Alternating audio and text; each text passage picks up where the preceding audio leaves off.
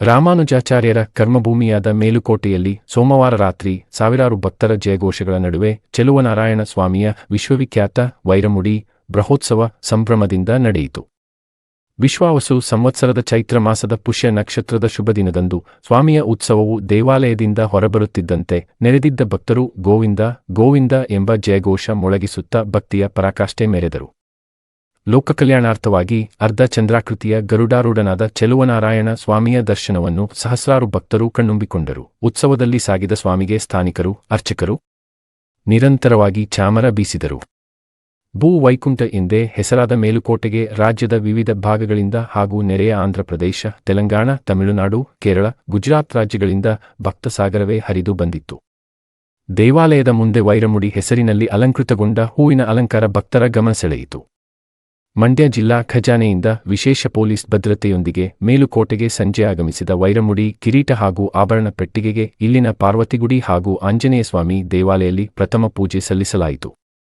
ನಂತರ ಚಿನ್ನದ ಪಲ್ಲಕ್ಕಿಯಲ್ಲಿ ನಾದಸ್ವರದೊಂದಿಗೆ ಮೆರವಣಿಗೆಯ ಮೂಲಕ ದೇವಾಲಯಕ್ಕೆ ತರಲಾಯಿತು. ತಿರುವಾಭರಣ ಪೆಟ್ಟಿಗೆಯ ವರ್ಗಾವಣೆ, ಆಭರಣಗಳ ಪರಿಶೀಲನೆ, ಬಳಿಕ ಗಂಡಬೇರುಂಡ ಸ್ವರೂಪಿ ಚಂದ್ರಪ್ರಭೆ ಪ್ರಭಾವಳಿ ಮಧ್ಯದಲ್ಲಿ ಶ್ರೀದೇವಿ ಮತ್ತು ಭೂದೇವಿ ನಡುವೆ ಅಲಂಕೃತನಾಗಿದ್ದ ಚೆಲುವನಾರಾಯಣ ಸ್ವಾಮಿಗೆ ರಾಮಾನುಜಾಚಾರ್ಯರ ಸನ್ನಿಧಿಯಲ್ಲಿ ಕಿರೀಟಧಾರಣೆ ನೆರವೇರಿಸಲಾಯಿತು.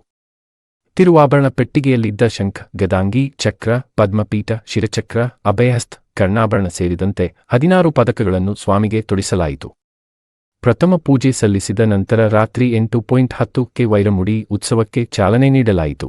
ಮಂಡ್ಯದಿಂದ ಮೇಲುಕೋಟೆಗೆ ವೈರಮುಡಿ ಪೆಟ್ಟಿಗೆ ಸಾಗಿಸುವ ಮಾರ್ಗದಲ್ಲಿ ಸಿಗುವ 86 ಹಳ್ಳಿಗಳ ರಸ್ತೆಗಳಲ್ಲಿ ರಂಗೋಲಿ ಇಟ್ಟು, ತಳಿರು ತೋರಣ ಕಟ್ಟಿ ಕಾಯುತ್ತಿದ್ದ ಭಕ್ತರು ವೈರಮುಡಿಗೆ ಭಕ್ತಿಪೂರ್ವಕ ಸ್ವಾಗತ ಕೋರಿದರು.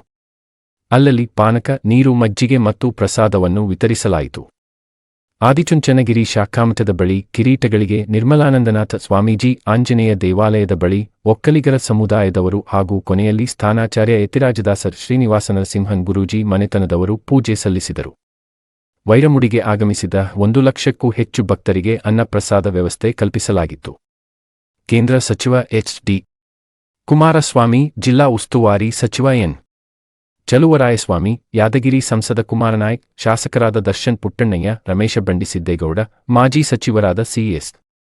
ಪುಟ್ಟರಾಜು, ಎಚ್.ಡಿ. ರೇವಣ್ಣ ಸೇರಿದಂತೆ ವಿವಿಧ ಇಲಾಖೆ ಅಧಿಕಾರಿಗಳು ಉತ್ಸವದಲ್ಲಿ ಪಾಲ್ಗೊಂಡಿದ್ದರು.